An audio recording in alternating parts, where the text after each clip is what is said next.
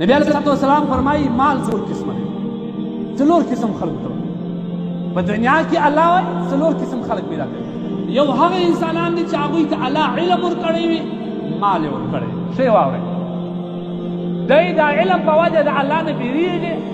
خوف یې په زړه کې او د الله د خوف په وجه د هغه مال د الله په لار کې شوي. د آخرت په ورځ د دې افضله کس نشته، د دې افضله کس د آخرت په ورځ نشته. یو بیا هغه کس دی چې الله جل جلاله مال ورکړی وي، علم یې نه وي ورکړی. واورئ، ښه واورئ، مال یې ورکړی وي، علم یې نه وي ورکړی، او دی دا مال د الله په نافرمانۍ کې سوځي، عیاشان یې ورباندې کوي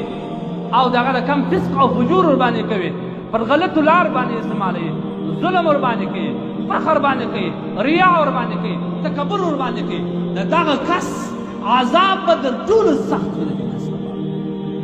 تاسو زموږ علاقه وګورئ، زموږ مسلمانان وګورئ، ټول په دې اخته دي. چاته چې الله مال ورکړي هغه مغرور وي، تکبر وي او مسکین ته په نظر باندې نه ګوري، د الله جل جلاله فریضه پر سر نه بولي. لمونځ هم دی پرېږدي خو د مال، جماعت هم دی پرېږدي خو مال پیدا کړی. ای غرور مه کوه، غرور مه کوه. غرور فرعون کوي کم یې انجام سو، غرور حامان کوي کم یې انجام سو، غرور قارون کوي چې خانې د خزانې چابیان په زرګونو اوښانو نن څه وړلی، دومره مال الله ورکړی و. نن قارون چشتې تر اوسه پورې عادي په دغه باندې مځکه باندې راولي. د انسان سره غرور نه ښایي، د انسان سره تکبر نه ښایي. دا د انسان لپاره لومړی خطا کوي. یو بیا هغه مال دی،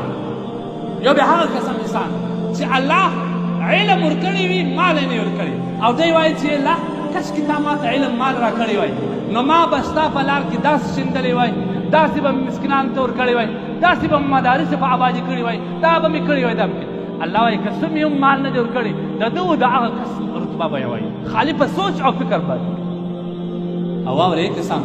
چې د خدای نه مال غواړي، دغه سوچ کې وږي، پر دغه سوچ باندې الله اجر درکوي. څلورم کس هغه دی چې الله نه علم ورکړی نه مال ورکړی، د ده سوچ دا وایي ای الله که تا ما ته مال راکړې زه به پلانکۍ موټر رانیسم، پلانکۍ عیاشي به کوم، پلانکۍ رقم مېلمانه به کوم، پلانکۍ رقم فسق به کوم، په ودو کې به دا رقم کوم، به کوم، تکبر به کوم، غرور. الله وایي چې مال یې نه دی ورکړی هم دی د هغه کس سره ولیکل شو. انما الاعمال بالنیات، د هر عمل دار مدار په نیت. په لوی لاس باندې د جیبه تاواني دا دی خسرت دنیا والآخره، چې نه په دنیا کې الله څه ورکړي نه آخرت، صرف د خپل سوچ او د فکر د وجې الله دا عذاب ورکړي. د ټول ازلي جهنمي همدغه کس خالي په سوچ او فکر باندې د خدای دپاره غلط سوچونه مه وایي، په دې باندې مؤاخذه کېږي. پنځم د زکات نه ورکولو نقصان همدغه دی چې الله جل جلاله مخکې ورته الله به د یو زهرېله مار په شکل کې د ده خولې ته په خوله ور واچي او بیا به ورته وایي انا مالک، زه ستا مال یم، انا کنزک، زه ستا خزانه یم چې تا جمع کولم چا ته دې نه ورکولم، اوس نو د عذاب زکات به زه وکړم. شپږم تاوان دا دی چې کوم کس الله په لار کې مال نه ورکوي، دا مرګ په حالت کې به الله جل جلاله ده ته دا تم پیدا کړي چې کاشکې مې اوس مال ورکړی وی، او الله قدرت هم نه ورکوي، په دغه سوچ او فکر کې به مړ شي. الله څه فرمایي؟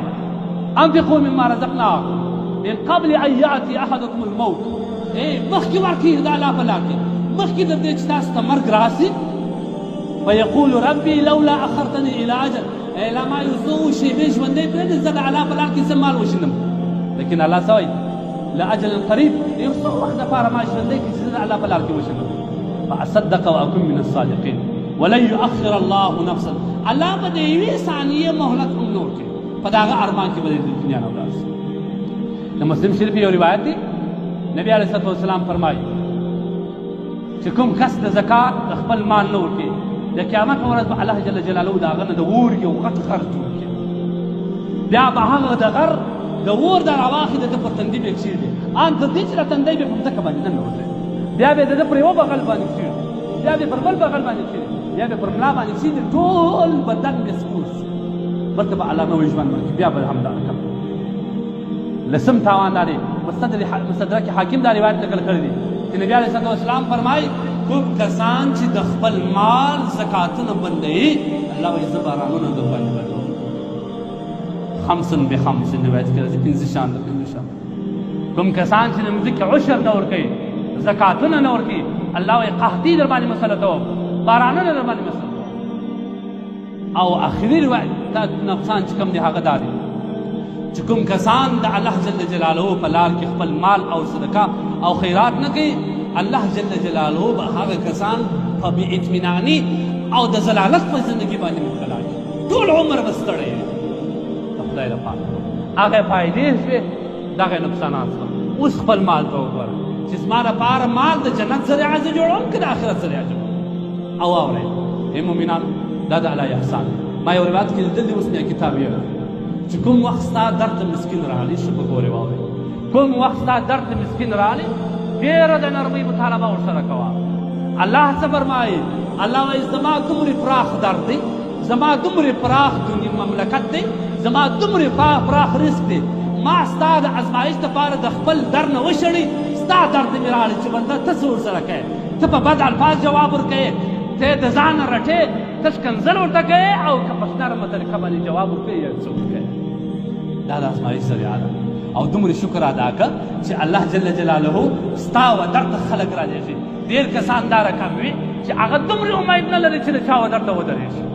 دا د الله شکر ذریعه ده هغه کسان چې تجاران دي هغه کسان چې مالداران دي هغوی ته زما پیغام دا دی چې یو خو بس د ورځې اته رکعاته د سجدې کوي چې الله په دې مبارکه میاشت کې د زما و کور زما و درته کسان ودرول چې زه ستا مال ورکړم او ما ته هغه اجرونه چې تا په خپل قرآن یا د نبي په حدیث باندې بیان کړي دي هغه راکړې کوم کسان چې خپل مسکین د دره وشړي خپل غریب رشي دره وشړي هغه باوجود د چې کوم مال دی هغه د خدای په عذاب باندې مبتلا کېږي والله مبتلا سي نبي علیه الصلاة والسلام څه فرمایي تاسو وګورئ روایت نبي علیه الصلاة والسلام څه فرمایي مسکین کم یو دی صحابي ورته یا رسول الله چې مال او دولت نه لري وایي نه دا مسکین نه دی مسکین غریب هغه کس دی چې د قیامت په ورځ ټول عمل نامه د ثواب نه ډکې او په ده باندې د ده دا یقین شي چې زه وځم جنت ته هلته مسکینان به پسې چې الله دوی د روژو نیسي ای الله دا زموږ پوروړی دی دا زموږ قرضداره دی ای الله تا په خپل قدرت باندې د ده په مال کې زما ونډه نه ویښې ای الله تا زما پر عزت په ده باندې نه ویښې ده زه په دنیا کې ذلیله کړم ده زه د کوره وایستلم ده ما ته بد الفاظ وویله زه په زړه باندې زهیر کړم ای الله راکړه ما ته د ده غونډې راکړه د ده حسنات ما ته راکړه سبحان الله نبي علیه السلام فرمایي روایت کې راځي دا حسنات به راځي دا مسکینان مې وړي وړي دی به جهنم ته وځي مسکینان به ټول جنت ته ولاړ د خدای لپاره دا مال د الله نعمت هم دی عذاب هم دی په کراره باندې په نرمه طریقه باندې واما السائل فلا تنهر هغه سائل چې ستا کور دغه کې مې رټه بد الفاظ مه ورته وایه په نرمه طریقه باندې فلانکي وخت راسه یا اوس نشته راسره یا مې جواب وریشي ورته دا ډېر سخته ګناه ده چې ستا و درته یو سائل ودرېږي او ته په بدو او په چپه الفاظ باندې جوابوې